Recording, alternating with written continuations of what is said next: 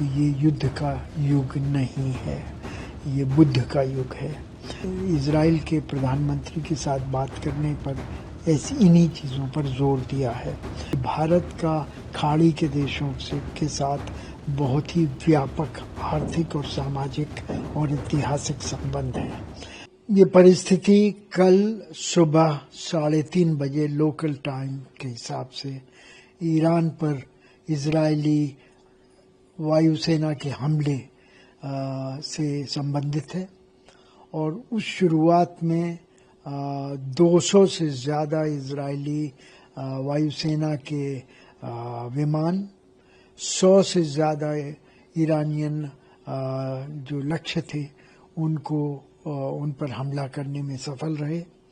साथ ही ये भी रिपोर्ट आई हैं कि वे और इजराइल की और रक्षा और गुप्तचर संस्थाओं ने ईरान के 3 बड़े कमांडर्स की हत्या कर दी है और 6 न्यूक्लियाई वैज्ञानिकों पर भी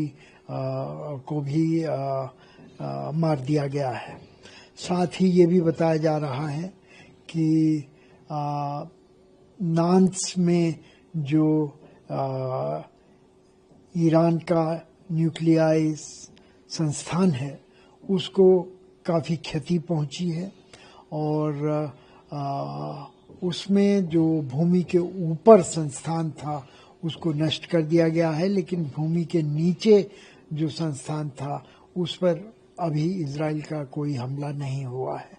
ईरान के पास और भी न्यूक्लियाई संस्थान हैं जिसको कि लगता है कि इजराइल जिनको ध्वस्त करने के लिए आमादा होगा और ये देखना होगा कि तीसरा दिन आज जब हो रहा है तो ये युद्ध किस तरफ जाता है।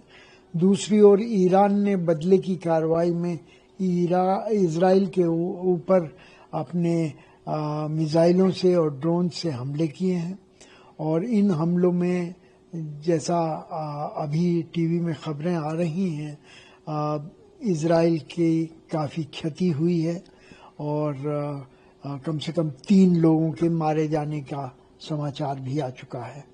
तो आपको याद होगा कि यूक्रेन युद्ध के दौरान भी प्रधानमंत्री ने श्री पुतिन को सार्वजनिक तौर पर कहा था कि ये युद्ध का युग नहीं है, ये बुद्ध का युग है और इसी तरह की बात प्रधानमंत्री और जगह भी करते रहे हैं और उन्होंने इजराइल के प्रधानमंत्री के साथ बात करने पर ऐसी इन्हीं चीज़ों पर जोर दिया है कि इस तरह की विवाद का शांतिपूर्वक समाधान निकलना चाहिए। इसके पक्ष में और भी तर्क आते हैं क्योंकि भारत का खाड़ी के देशों के साथ बहुत ही व्यापक आर्थिक और सामाजिक और ऐतिहासिक संबंध है। आपको याद होगा कि 90 लाख से ज़्यादा भारतीय खाड़ी के देशों में काम करते हैं और हमारी आधी से ज़्यादा तेल का आयात उन देशों से होता है। वहाँ से व्यापार और वहाँ से इन्वेस्टमेंट और रेमिटेंसेस की भी भारत में व्यापक आवश्यकता है। तो इन सब को देखते हुए इस बात को और हस्ताक्षरित किया जाता है कि प्रधानमंत्री के स्तर पर इस भूखंड में शांति के लिए अपील करना एक ज़्यादा पुरजोर महत्वपूर्ण घोषणा है।